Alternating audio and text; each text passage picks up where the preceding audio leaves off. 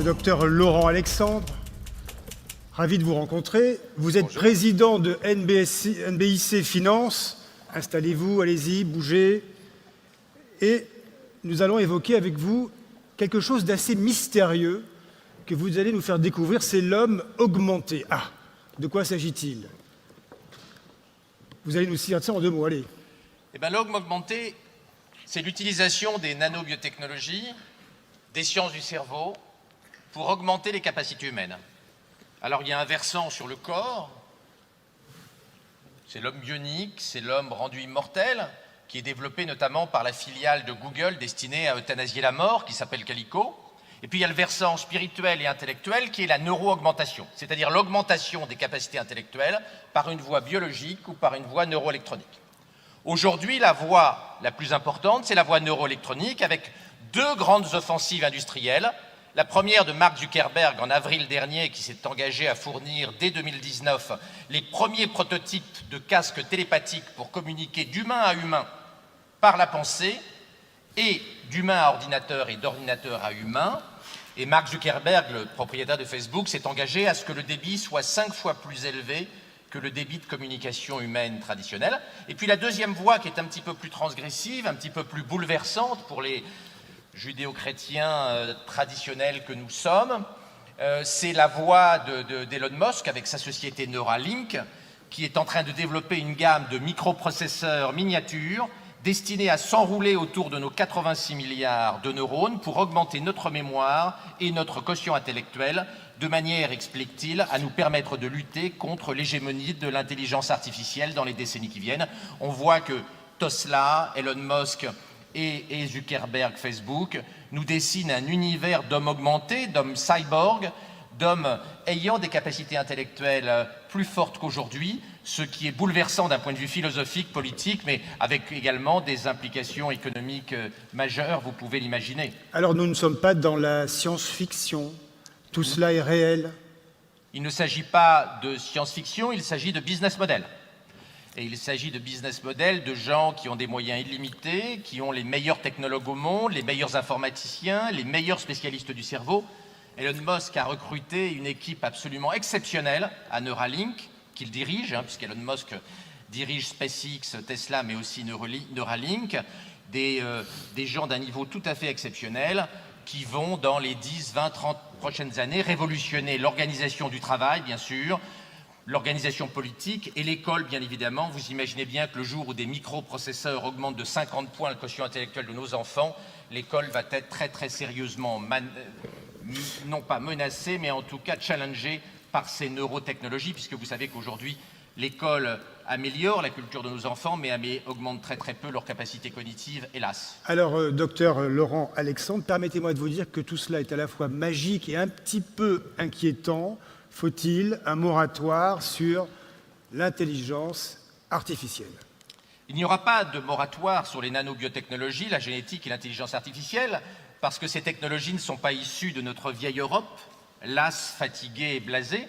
Elles sont issues de la Californie et de la Chine, et vous connaissez le budget militaire dans nos pays européens. Nous ne risquons pas de bombarder la Californie et la Chine pour les empêcher de faire de la génétique et de l'intelligence artificielle.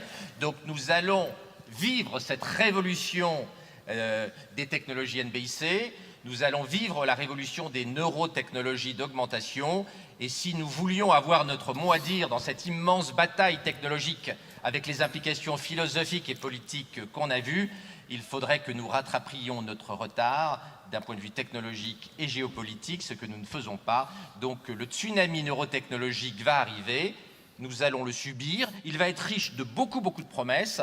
Sa régulation, hélas, si nous n'y prenons pas garde, risque de se faire sur les bords du Pacifique et pas sur les bords de la Seine. Alors, pas de régulation, vous dites cela risque d'arriver. Quand ça?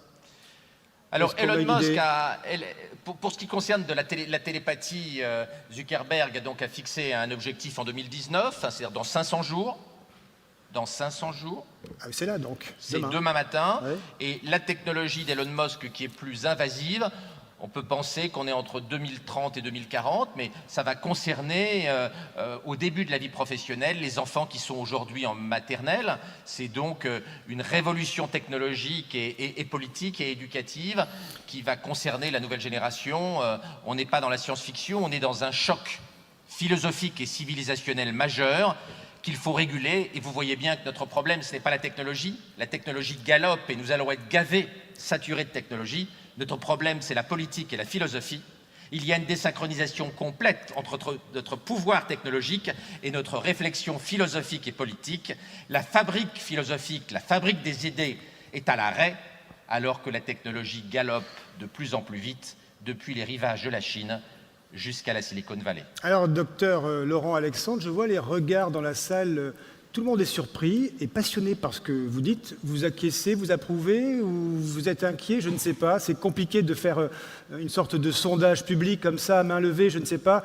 Est-ce que vous êtes inquiet du propos qui vient d'être tenu? Levez la main ceux qui se disent un peu effrayés. Alors attention, voilà. Voilà, quand même, hein, c'est intéressant. Hein.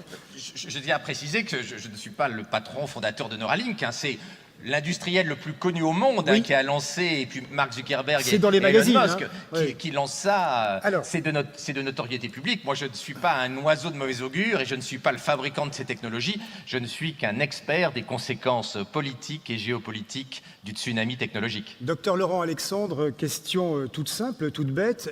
L'homme plus intelligent, l'homme augmenté, est-ce qu'il y a aussi un pas vers une recherche de l'immortalité? Est-ce que c'est un autre sujet? Les deux sont liés.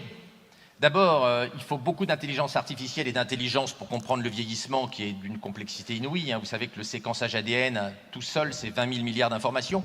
Donc progresser dans la lutte contre le vieillissement, ce que souhaite, je le disais tout à l'heure, Google au travers de sa filiale Calico, dont l'objectif est de tuer la mort et d'aller vers la mort de la mort dans quelques décennies. Cela suppose beaucoup d'intelligence artificielle et donc nous avons un lien très étroit entre immortalité et intelligence artificielle et neurotechnologie. La mort de la mort suppose un développement massif des technologies d'industrialisation de l'intelligence. Derrière, nous avons deux problèmes. Est-ce que cette mort de la mort et cette industrialisation de l'intelligence artificielle va s'accompagner d'une démocratisation de l'intelligence biologique ?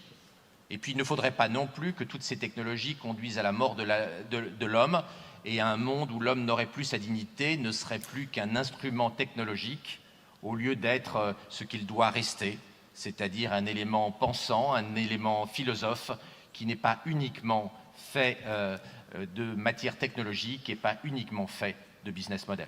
Ultime question avec vous, docteur Laurent Alexandre, pour ce sujet absolument spectaculaire et passionnant. Le temps s'accélère, nous avons évoqué le temps long depuis tout à l'heure. Est-ce que l'homme augmenté serait une réponse à l'accélération du temps, de la technologie? Nous vivons au cœur de machines que nous ne maîtrisons plus. Je pense notamment aux smartphones, la communication, l'accélération de l'information. Ce que l'on peut dire, c'est que comme nous sommes incapables d'interdire les progrès de l'intelligence artificielle, nous avons deux scénarios.